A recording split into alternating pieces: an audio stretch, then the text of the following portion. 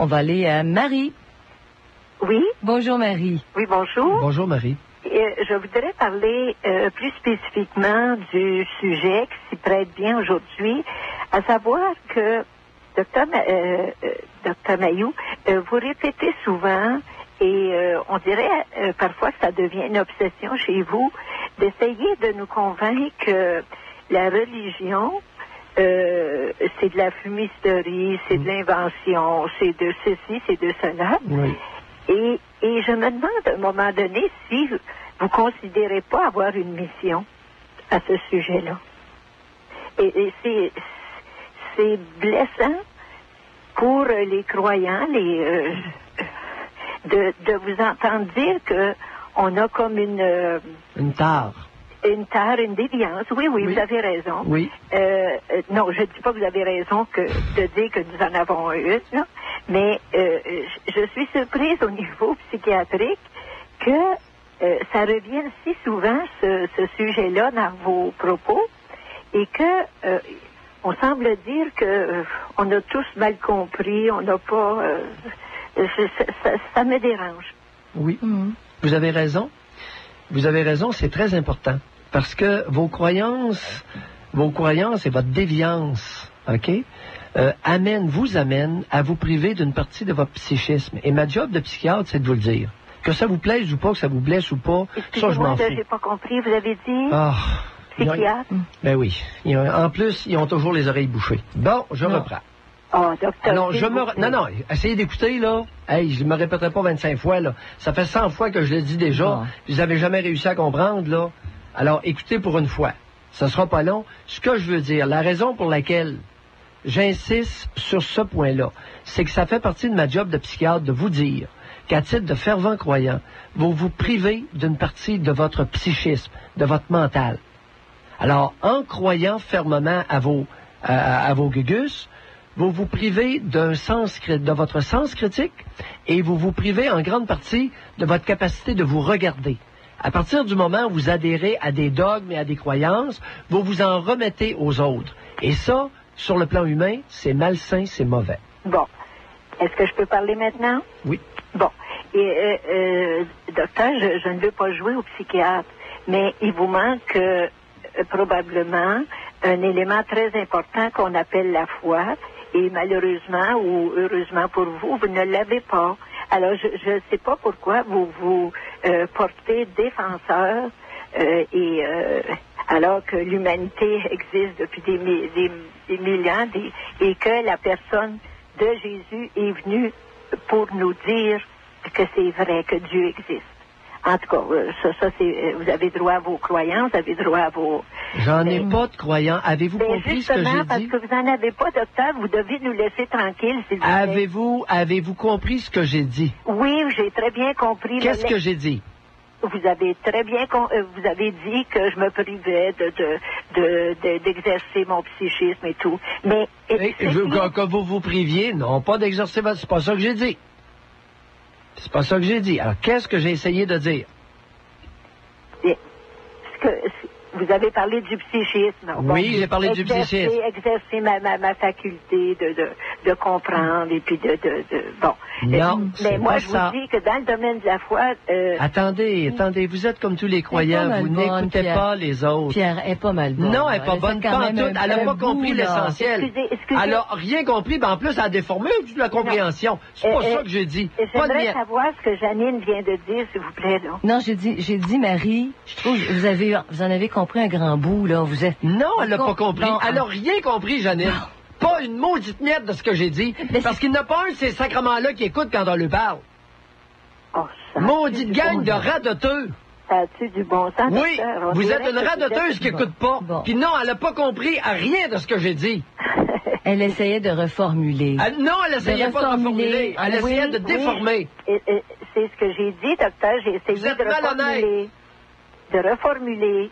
Et je comprends très bien ce que vous voulez dire. Vous êtes, Marie, vous faites partie de problèmes. C'est ça que j'essaye de vous dire. Ah bon? Vous faites partie de guerre. Alors, l'humanité est en guerre. Puis oui, l'humanité est en guerre à cause de bozos comme vous, qui croyez n'importe quelle honnerie et qui se liguent Docteur, suite à ça. Je vous demande une seule chose, c'est d'avoir du respect pour vos Non, je regrette. Le respect, c'est pas ça. Non, c'est quoi? Je vous demande la même chose. Allez faire cesser les guerres de religion, puis rappelez-moi après. Bonsoir. Est-ce que... Merci, Marie. Ils sont source de conflits, puis ils sont trop nonos pour s'en rendre compte. Ils se battent partout dans le monde. Ils nous foutent le bordel partout. Ces maudits croyants-là. Il y en a qui pratiquent leur religion, Pierre, parce que ça leur fait du bien. Vous le savez. Puis ils vont pas faire de croisade d'aucune façon. Ouais? Ils le font pour eux-mêmes. Je pense. Ils sont malhonnêtes. Il n'y a rien de pire qu'un fervent croyant pour être malhonnête, être de mauvaise foi. Alors, je le répète. Elle n'a pas compris, Marie? Bon, je le répète pour les autres. Alors, ce que la ferveur religieuse, le fait, ça vous fait croire à des dogmes, à des croyances, OK? Qui sont empruntés. Oui. Bon. À ce moment-là, vous perdez votre sens critique.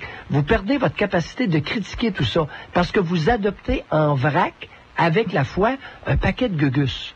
Vous perdez une partie de votre sens critique et vous perdez aussi cette possibilité de vous regarder aller. Parce que vous dites, si je suis ça, à la lettre, je n'ai plus besoin de me regarder. Je suis nécessairement sur la bonne foi, puisque j'adhère à... Est-ce que ça dit quelque chose que je viens de dire? Sacrement, ou c'est trop compliqué? Il y en a Maudit! Il y en a qui peuvent pas aller plus loin. Il n'y en a pas un personne avec leur religion qui est capable de comprendre ce que je viens de dire. Ça devrait quand même être interpellant. Pas trop compliqué, ce que je viens de dire? Pierre, si ça aide quelqu'un à vivre et qui en fait pas des... Il prône pas ça partout. Il le vit parce que ça le supporte, lui ou elle. Ça peut pas... source de conflits et de guerre. Mais pas avec elle-même. capable de comprendre ça? Oui, je le comprends. C'est source... Pour des collectivités, c'est malsain. OK, à grande échelle. Hein? Mais sur une base individuelle. À grande échelle, c'est mauvais. Mais individuel, quelqu'un qui approche de la fin de sa vie, là, Pierre, puis ça le réconforte face à l'inconnu. Pourquoi pas? Quel est le dommage? Et l'introspection, quand t'es rendu à 75 ans, 80 ans, il y en a qui sont capables d'en faire, mais il y en a qui sont pas capables. Ça les fait souffrir. Ben là, s'ils sont rendus comme ça, là, enlevons-leur le droit de vote. Si tu as le droit de voter à 75 ans, c'est bien de valeur. Tu vas être obligé de te servir de ta tête jusqu'à temps que tu crèves. Sinon, si tu es en train de me dire qu'ils deviennent innocents en vieillissant, correct. Non, je dis à pas partir d'un certain âge, on leur enlève le droit de vote. Je dis pas innocent, Pierre. Je dis pas innocent. Mais l'auto-critique, l'auto-évaluation, il y a des jeunes qui sont même pas capables de la faire. Tu sais, tu te dis, il y a des gens qui sont pas capables d'aller là-dedans. Vous le dites vous-même. Penses-tu, toi, qu'avec le sujet d'aujourd'hui, en envoyant 250 000 missives à Air Canada ou à l'Auto-Canada, là, comment ça s'appelle, à Radio-Canada ou à Poste Canada, oui. Penses-tu qu'en envoyant 250 000 missives de gamins, c'est comme ça qu'on va grandir comme tribu? Mais non. Bon, merci. Mais non. Mais quand t'as 7 ans, 8 ans, J'ai Pierre... la foi, moi, je crois. Hey, quand tu as 7 ans, 8 ans, il y a peut-être des possibilités que tu sois capable de te regarder plus tard. Là. Il y a encore de l'espoir de s'améliorer. Je comprends l'idée. Mais oui, je comprends l'idée. Vous me blessez.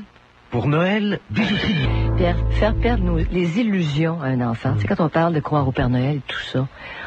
Même plus tard, sous d'autres chapitres, on a toujours peur de désillusionner ceux qu'on... Tu sais, favoriser la désillusion. Est-ce que c'est ça? C'est ça qui fait peur, au fond, les parents qui vont pas parler de ça ouvertement, puis qui vont dire, ben oui, Père Noël existe, et ci et ça. Parce qu'ils veulent pas faire de peine, parce qu'ils veulent pas désillusionner leurs enfants. Ça prédispose à des maris de ce monde. C'est plein de monde. Oui, mais moi, j'ai la foi.